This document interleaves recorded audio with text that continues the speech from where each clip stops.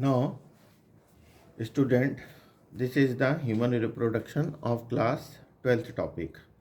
तो ये जो टॉपिक है इसमें हम लोग देखते हैं कि एग्ज़ाम के पॉइंट ऑफ व्यू से क्या चीज़ें इम्पॉर्टेंट हैं। तो इसमें सबसे पहले हम लोग देखते हैं कि what is sexual dimorphism. Sexual dimorphism क्या है?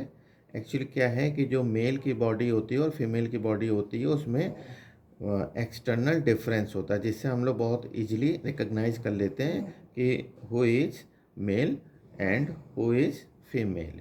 तो ये जो डिफरेंस है इसी को हम लोग बोलते हैं बच्चों सेक्सुअल डाइमॉर्फिज्म।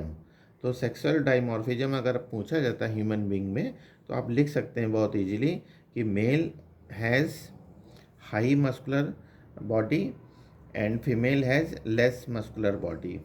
सेकंड आप लिख सकते हैं कि densely hair is present over the body in male and sparsely hair present in the female over the body। और जो मेल होता है उसकी वॉइस जो होती है वो लो पिच होती है और फीमेल की हाई पिच होती है।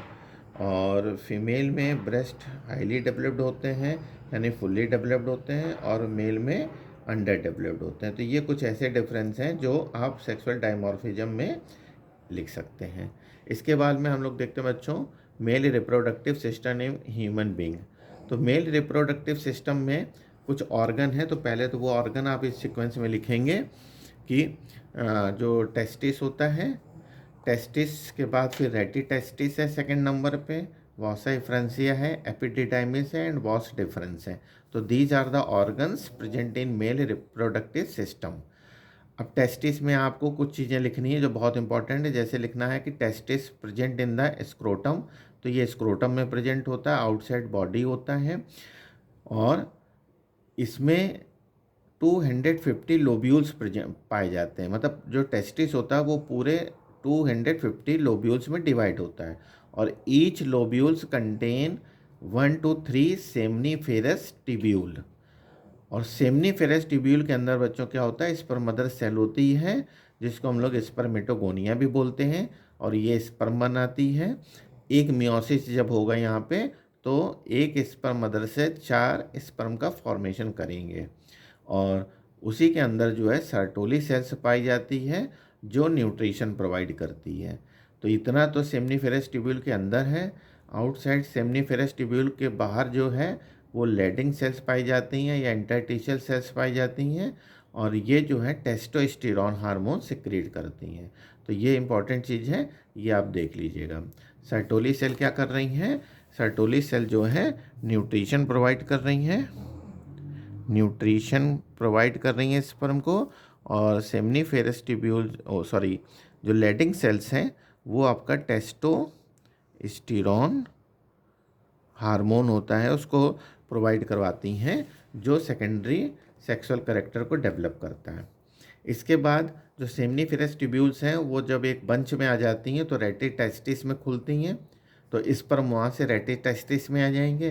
फिर रेटी टेस्टिस का जो बंच होता है वो वासा इफ्रेंसिया में खुलेगा तो स्पर्म यहाँ पे आ जाएंगे। फिर वासा इफ्रेंसिया का जो बंच होगा वो आपका एपिडिडाइमिस में खुलेगा। तो एपिडिडाइमिस के यहाँ पे एक फंक्शन आपको याद रखना है कि ये टेम्परेरी स्टोरेज ऑफ स्पर्म है और न्यूट्रिशन प्रोवाइड करता है। इसके बाद में वास डिफरेंस है, तो वास डिफरेंस जो होती है इसको स्पर्मेडक्ट भी बोलते हैं और ये जो है बॉडी के अंदर यानी कि बॉडी के अंदर एब्डोमिनल के अंदर इनगुइनल कैनाल से ये अंदर जाती है और इसी के साथ स्पर्म भी अंदर चले जाते हैं। फिर वहाँ पे 3 ग्लैंड आपको मिलेंगी, वो हम लोग देखते हैं। तो टेस्टिस जो होता है स्क्रोटम में होता है, तो उसका एक एडवांटेज भी आपको लिख देना है कि स्क्रोटम जो होता है उसमें बॉडी टेम्परेचर से 2 to 2.5 लोअर टेम्परेचर होता है जो स्पर्म फॉर्मेशन के लिए बहुत इम्पॉर्टेंट है। अगर टेस्टिस बॉडी के अंदर होते तो स्पर्म का फॉर्मेशन ना हो पाता, इसलिए जो ये टेस्टिस हैं वो 7th मंथ जब एम्ब्रियो होता है प्रेगनेंसी में तो ये बाहर निकल आते हैं। तो आपको स्क्रोटम का इम्पोर्टेंस भी मालूम होना चाहिए। और एक चीज़ और देख लीजिए, failure of the testis to descend into the scrotal sac वही मैंने जो भी बताया कि अगर वो बाहर नहीं निकलते हैं तो इस कंडीशन को हम लोग क्रिप्टोरकिडिज्म बोलते हैं। इसके बाद में टेस्टिस की यहाँ पे 3 कवरिंग है, वो देख लीजिएगा, वो बहुत इंपॉर्टेंट नहीं है। बस आपको याद रखनी है कि पहली होती है ट्यूनिका वेजिनेलिस, ट्यूनिका एल्बुजिनिया और ट्यूनिका वेस्कुलोसा। तो ये ट्यूनिका एल्बुजिनिया जो होती है यही डिवाइड हो जाती है, ये डिवाइड करके 250 लोब्यूल्स बनाती है। इसके बाद में आप आ जाइए सेमाइनल वेसिकल्स। तो सेमाइनल वेसिकल्स जो होती हैं और प्रोस्टेट ग्लैंड और कॉपर्स ग्लैंड, ये तीनों जो है वो एक्सेसरी ग्लैंड है जो आपका रिप्रोडक्शन में हेल्प करती हैं। अब सेमाइनल वेसिकल्स क्या करती है ये देख लीजिए। सेमाइनल वेसिकल्स जो होती है वो 1 पेयर ग्लैंड है, यहाँ पे देख रहे हैं ये सेमाइनल वेसिकल्स हैं, 1 पेयर होती हैं और ये सीमेन का 70% बनाती हैं। और इसका जो सिक्रीशन होता है सेमाइनल वेसिकल्स का, उसमें क्या क्या चीज़ें होती हैं वो आप देख लीजिए। कैल्शियम होता है, फ्रक्टोज होता है और हाइलुरोनिडेज आपको याद रखना है और एक प्रोस्टाग्लैंडिन्स याद करने। तो इतने सारे जो हैं वो चीज़ें प्रेजेंट होती हैं। और ये फ्रक्टोज जो होता है ये बहुत इंपॉर्टेंट होता है क्योंकि हमारी बॉडी में फ्रक्टोज और कहीं नहीं पाया जाता है, केवल जो है आपका सीमेन में प्रेजेंट होता है। तो अब इससे जो है रेप टेस्ट, अगर रेप वगैरह होता है तो फोरेंसिक टेस्ट भी किया जाता है कि अगर फ्रक्टोज वेजाइना में प्रेजेंट है तो इसका मतलब वहाँ पे सीमेन गया हुआ है। अब प्रोस्टेट ग्लैंड है सेकंड नंबर पे। तो ये जो होती है प्रोस्टेट ग्लैंड, आपको ये पिंक कलर की दिख रही है, ये सिंगल होती है, फाइब्रोमस्कुलर ग्लैंड होती है और ये सीमेन का 20% बनाती है और बहुत इंपॉर्टेंट ग्लैंड है क्योंकि ये जो है एल्कलाइन सिक्रीशन देगी और न्यूट्रिशन प्रोवाइड करेगी और सीमेन को वाइट कलर भी देती है। तो इसी की वजह से जो है वो स्पर्म में हाईली विगोरस मूवमेंट होता है जिसको हम लोग विपलैश मूवमेंट बोलते हैं।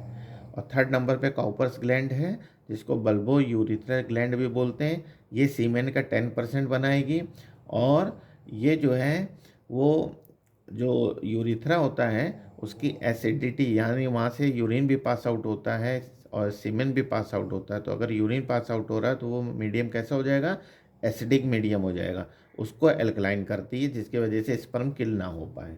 तो ये आपको इम्पोर्टेंट चीज़ें हैं, याद करनी है एग्जाम के पॉइंट ऑफ व्यू से। इसके बाद में 2 टर्म और आते हैं, वो हैं आपके ओलिगोस्पर्मिया, इसमें है 2 लो स्पर्म काउंट, और एंजियोस्पर्मिया, इसमें स्पर्म का कुछ होता ही नहीं है, स्पर्म बनते ही नहीं है। इसके बाद प्रोस्टाटाइटिस देख लीजिए। ओल्ड एज में अगर प्रोस्टेट ग्लैंड में स्वेलिंग हो रही है, इन्फेक्शन हो रहा है, वो बड़ी हो रही है, तो फिर यूरिन पास आउट करने में प्रॉब्लम होगी, तो सर्जरी के द्वारा इसको हटा दिया जाता है, डेट इज कॉल्ड प्रोस्टाटाइटिस। अब फीमेल रिप्रोडक्टिव सिस्टम में हम लोग देखते हैं तो उसमें कौन कौन से ऑर्गन हैं। तो उसमें जो है ऑर्गन का सीक्वेंस जो है वो देख लेते हैं। जैसे पहले तो ओवरी है, फर्स्ट नंबर पे ओवरी है, सेकंड पे आपका ओविडक्ट है, ओविडक्ट जिसे हम लोग फैलोपियन ट्यूब भी बोलते हैं, फैलोपियन ट्यूब बोलते हैं। और थर्ड नंबर पे आपका यूट्रस है जिसे हम लोग वोम्ब भी बोलते हैं या इसका निक नेम है लैप ऑफ बेबी, ये भी बोलते हैं। इसके बाद में जो है फिर सर्विक्स एंड लास्ट वेजाइना। तो ये ऑर्गन है, तो ये ऑर्गन हम लोग देख लेते हैं कि ये क्या करते हैं। तो जैसे ओवरी भी जो है ये प्राइमरी सेक्स ऑर्गन है क्योंकि यहाँ पे गैमेट बनना है, जैसे कि टेस्टिस प्राइमरी सेक्स ऑर्गन है, यहाँ भी गैमेट बनना है। ह्यूमन में जो गैमेट बनता है मेल गैमेट, उसको स्पर्म बोलते हैं, और ओवरी से जो गैमेट बनना है उसे ओवम बोलते हैं। तो यहाँ पे भी ओवम मदर सेल पाई जाएंगी, ओगोनिया पाई जाएंगी, और एक मियोसिस डिवीजन होगा तो केवल यहाँ पे एक ओवम बनेगा, ये याद रखिएगा। यहाँ पे 4 स्पर्म बनेंगे, यहाँ पे एक ओवम बनेगा। और इसका स्ट्रक्चर देख लेते हैं ओवरी का हम लोग। तो ये देखिए ओवरी का स्ट्रक्चर जो है, ये ओवरी का स्ट्रक्चर है, इंटरनल स्ट्रक्चर है। तो इसमें होता क्या है कि 2 लेयर होती हैं, आउटर लेयर जर्मिनल एपिथेलियम होती है और सेकंड ट्यूनिका एल्बुजिनिया होती है। तो जर्मिनल एपिथेलियम जो है छोटे छोटे फॉलिकल्स बनाते हैं। इन फॉलिकल्स के अंदर जो है वो आपका प्राइमरी फॉलिकल्स जैसे है, सेकेंडरी फॉलिकल्स हैं, इसके अंदर सेकेंडरी ओसाइट पाई जाती है। तो पहले प्राइमरी बनेगी, देन सेकेंडरी बनेगी, टर्सरी बनेगी और लास्ट में मैच्योर ग्राफियन फॉलिकल्स बनेगी, क्योंकि इसको साइंटिस्ट ने डी ग्राफ ने डिस्कवर किया था, तो इसको हम लोग ग्राफियन फॉलिकल्स बोलते हैं। इसकी स्पेशलिटी होती है कि इसमें कैविटी पाई जाती है, फ्लूइड फिल्ड कैविटी होती है जिसे एंट्रम बोलते हैं, ये इंपॉर्टेंट चीज़ है। और जब सेकेंडरी ओसाइट बन जाएगी तो 14th डे ये बाहर निकलेगी, डेट इज़ कॉल्ड ओव्यूलेशन। तो इसमें ये ओवम रिलीज हो जाएगा, सेकेंडरी ओसाइट बाहर निकल आएगी, तो इसे ओव्यूलेशन बोल रहे हैं। ये मेंस्ट्रुअल साइकिल के 14th डे होता है और यहाँ पे LH हार्मोन की पीक पॉइंट होना बहुत ज़रूरी है। इसके पहले FSH होता है और फिर जब ये रप्चर हो जाएगा तो ये ग्राफियन फॉलिकल्स कॉर्पस लूटियम में चेंज हो जाएगी। ये प्रोजेस्टेरॉन हार्मोन्स निकालेगा जो यूट्राइन वाल को थिक करेगा, प्रिपेयर करेगा फॉर प्रेगनेंसी। और अगर प्रेगनेंसी नहीं होती है तो कॉर्पस लूटियम क्या करेगा, फिर वो डिजनरेट होकर कॉर्पस एल्बिकन्स बनाएगा। तो ये चीज़ इंपॉर्टेंट है, ये आपको देख लेना है। इसके बाद में तो ओवरी से जो है यहाँ से ओवम जब बनेगा तो फिर अंदर जाएगा, ये ओविडक्ट है, तो ओविडक्ट के अंदर जाएगा और यहीं पे स्पर्म चूँकि वेजाइना से आएंगे तो यहीं पे फर्टिलाइजेशन हो जाता है। तो फर्टिलाइजेशन अगर आपसे पूछा जाए कि फैलोपियन ट्यूब में होता है, ये आपको याद रखना है।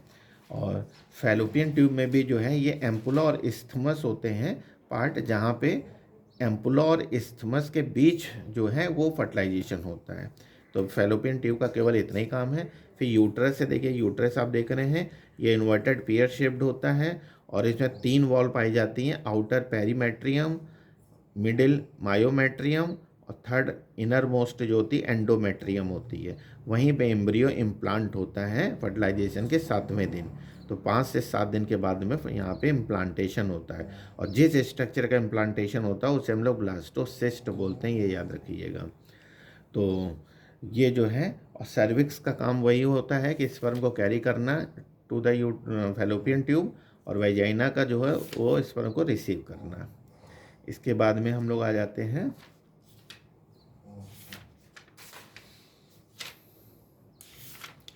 एक क्वेश्चन बहुत इंपॉर्टेंट है, वो देख लेते हैं, मेंस्ट्रुअल साइकिल। अब मेंस्ट्रुअल साइकिल जो है वो 3 पार्ट में डिवाइड है। पहला जो है वो आपका ब्लीडिंग फेज है, ये 1 to 5 डेज होगा। मान लीजिएगा मेंस्ट्रुअल साइकिल 28 डेज की है तो पहले ब्लीडिंग फेज होगा 1 to 5th डेज, 1 से 5 तारीख तक। फिर उसके बाद 6 से लेकर 13 तारीख तक आपका फॉलिकल्स बनेंगी। फिर 14वें दिन ओव्यूलेशन हो जाएगा तो ओव्यूलेटरी फेज हो जाएगा और फिर उसके बाद 15 से 28 दिन तक जो है कॉर्पस लूटियम फेज चलता है। तो ये ब्लीडिंग फेज में केवल आपको इतना लिखना है कि 1 to 5 डेज जो है वो एंडोमेट्रियम जो है रप्चर होती है, डीजनरेट एग होता है उसमें और ब्लीडिंग होती है। इसके बाद में जब प्रोलीफेरेटिव फेज आता है तो इसमें फॉलिकल्स बनती हैं और उसमें FSH एंजाइम आता है, हार्मोन्स आता है, ये एंटीरियर पिट्यूटरी से निकलता है, याद रखिएगा। इसके बाद में ओव्यूलेटरी फेज होगा, 14th डे सेकेंडरी ओसाइट बाहर निकलेगी और उसमें LH हार्मोन का रोल होगा। इसके बाद सेक्रेटरी फेज होती है तो इसमें कॉर्पस लूटियम का फॉर्मेशन होगा, प्रोजेस्टेरॉन हार्मोन्स होगा, ये बहुत इंपॉर्टेंट है। तो ये साइकिल जो है मेंस्ट्रुअल साइकिल आपको देख लेनी है।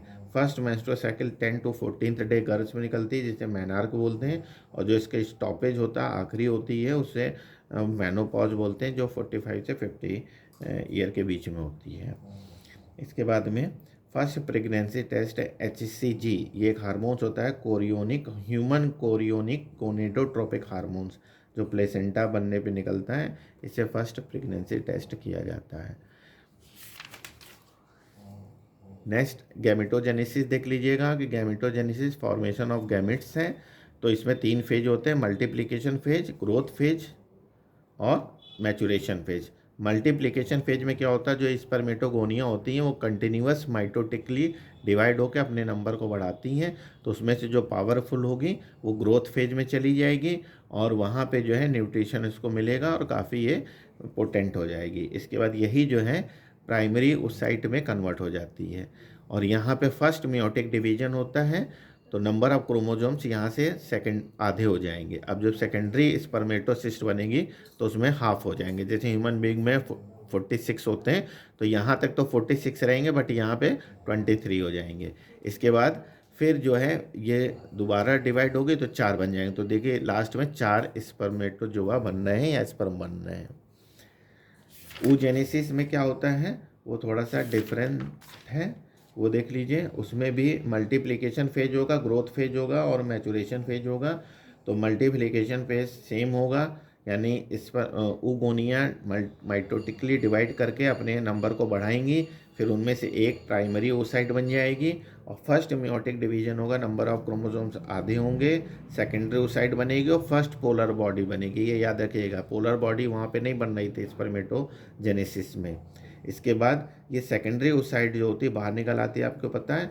और जैसे फर्टिलाइजेशन होगा वैसे ही इसको हम लोग ओवम बोलने लगेंगे और इसमें सेकेंड मियोटिक डिवीजन होगा। और सेकेंड मियोटिक डिवीजन जो होता है वो फर्टिलाइजेशन के समय होता है, उसमें ओवम और सेकेंड पोलर बॉडी का फॉर्मेशन होता है। तो ये टॉपिक बहुत इंपॉर्टेंट है। Human ovum is alecithal. Alecithal का मतलब होता है कि इसमें यॉक नहीं होता है। यॉक का मतलब यॉक न्यूट्रिशन प्रोवाइड करता है, जैसे अंडे का पीला वाला पार्ट यॉक होता है। तो यहाँ पे प्लेसेंटा है ह्यूमन में, इसलिए यॉक की कोई ज़रूरत ही नहीं है। There is no need of yolk, so it is called alecithal egg. और नॉन क्लीडोइक एग है, मतलब इसके ऊपर कैल्शियम कार्बोनेट की कवरिंग नहीं होती है जैसे कि अंडे के ऊपर होती है। तो ये भी आपको देखना है। इतने टॉपिक अगर आप देख लेंगे तो मेरे ख्याल से इससे आपका बहुत कुछ आ जाएगा। इसके बाद में एक टॉपिक है ये वाला, ये आपको याद करना पड़ेगा कि किस मंथ एम्ब्रियो में क्या चीज़ का फॉर्मेशन होता है। जैसे लिखा हुआ है कि 4 वीक में हार्ट का फॉर्मेशन होता है, फिर 8 वीक में जो है लिम्स और डिजिट डेवलप कर जाते हैं, 3rd वीक में जो है वो limbs and external genitalia organ बन जाते हैं, 4th में डाइजेस्टिव सिस्टम। तो ये पूछा जा सकता है, ये पूछा जाता है लगातार, कंटिन्यूअस पूछा जाता है, ये देख लीजिएगा आप लोग। पार्चुरेशन क्या है, तो पार्चुरेशन जो होता है वो आपका fertilization to time of child birth. तो ये ह्यूमन बीइंग में लगभग 280 दिन का होता है। तो पार्चुरेशन देख लीजिएगा। इसके बाद में लैक्टेशन क्या होता है, तो चाइल्ड बर्थ के बाद में जो है मदर फीडिंग करवाती है, उसी को हम लोग लैक्टेशन बोलते हैं। और उसमें जो फर्स्ट मिल्क होता है वो याद रखिएगा कोलोस्ट्रम बोलते हैं, हाईली प्रोटीनस होता है, येलो कलर का होता है और इसमें एंटीबॉडी प्रेजेंट होती है, एंटीबॉडी ए होती है। तो ये उसको जो है नेचुरल इम्यूनिटी प्रोवाइड होती है, ये बहुत इंपॉर्टेंट चीज़ है, ये देख लीजिएगा। और इतना आप लोग देख लीजिए। और इसके बाद में एक इसका और टॉपिक बचता है कैपेसिटेशन ऑफ स्पर्म, वो मैं और रिप्रोडक्टिव हेल्थ, वो दोनों चीज़ें मैं जो है वो नेक्स्ट वीडियो में ट्राई करता हूँ। Okay, thank you.